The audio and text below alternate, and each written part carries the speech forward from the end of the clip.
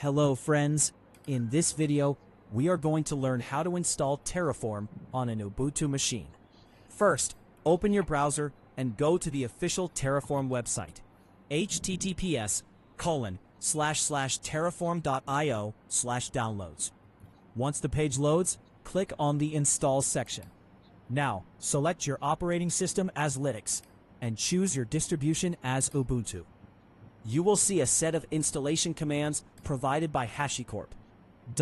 Copy these commands and run them in your Ubuntu terminal where you want to install Terraform.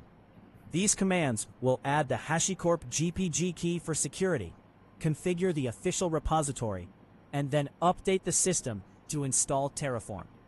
After it is completed, verify whether Terraform is installed correctly.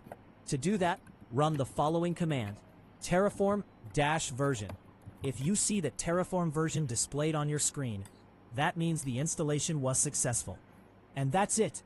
Terraform is now installed and ready to use on your Ubuntu machine.